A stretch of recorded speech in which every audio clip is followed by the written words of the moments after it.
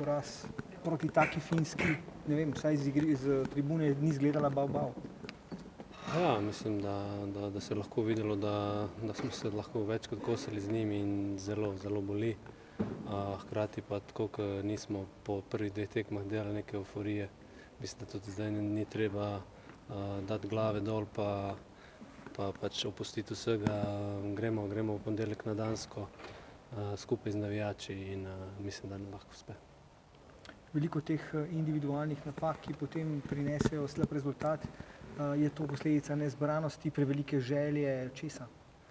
Pa jaz bi rekel, da mogoče prevelike želje, kajti lahko vam povem, da v garderobi se je čutila ta želja, ta samozavest, ta odločnost, da gremo, potem pa se včasih na igrišču pač dogodijo stvari, ki ti ne grejo v prid. Mogoče smo na začetku tekme prvi, drugi duel izgubili, pa je mogoče padla malo samozavest, pa potem tudi oni zadanejo iz mogoče pol priložnosti in potem se je bilo težko pobrati, pa mislim, da smo si priigrali veliko priložnosti, na žalost danes ni šlo noter.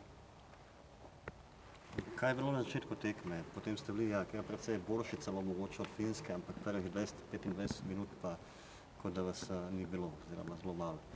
Pa dobro, mislim, da so oni nekako s svojimi navijači nekako začeli z nekim zaletom, mogoče se nismo dovolj dobro odzvali in tako kot sem rekel, tudi mogoče nam je manjkal kanček sreče pri tej prvi priložnosti njihovi in potem je pa težko, ko moraš loviti rezultat. Kakšen je bil zdaj odziv v Slačilnici, kdo je prevzel besedo, o čemu je tekla beseda? Pa sigurno je najprej selektor povedal, da tako kot sem na začetku tega intervjuja rekel, da ni še vsega konec, seveda, da moramo pozabiti to tekmo in se takoj fokusirati na Dansko. Potem pa pač tudi igralci, mi, ki smo malo starejši, tudi mogoče Davida, ki se je opravičil za napako, potolažili, kajti ko zmagujemo vsi skupaj in ko izgubimo vsi skupaj. Zelo veliko dela si imel s tem Antmanom, verjetno celo igralec tekme, kako je bilo, verjetno ne najlažje. Pa dobro, sigurno je hiter, agilen in nekako, ko sva bila na odprtem prostoru, je bilo sigurno težko. Ja, je pa tudi pri golu, mislim, da je imel kanček sreče. Zdi se, da nekaj tekem že bilo, ker tisti, ki se je videlo, da si jih najbolj želite odigrati, da vam lahko največ prinesejo, pa da je potem predvsem vstop vanje bil premalo, kot da bi vas nekako, kot da bi pregoreli v tej želji. Kaj si misliš, da se to dogaja? Pa dobro, zdaj najprej bi mogoče treba tudi analizirati samo tekmo, mogoče zdaj glave so vroče, tudi mogoče se na igrišču, bom zdaj kaj rekel, kar ni prav, ker se na igrišču zgodi oziroma vidi drugače, kot pa potem, ko bomo skupaj analizirali.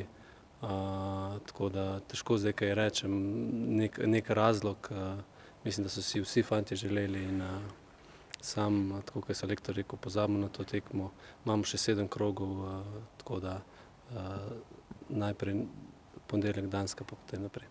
Vidite, tudi te je bila všeč današnja atmosfera, misliš, da lahko nekaj podobnega pričarajo slovenski navijači v ponedeljek v Stožicah?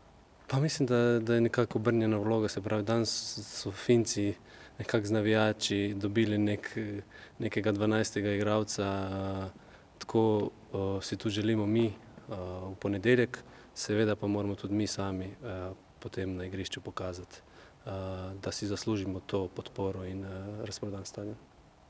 Kako pa gledate na Dansko, kot v smislu velikega favorita ali pač lahko se z njim? Pa okej, mislim, da lahko rečemo, da je favorit. Zdaj, če je Kazahstan ga premagal doma, zakaj ga ne bi mi premagali v srcu? Hvala. Dajte, ne, dajte.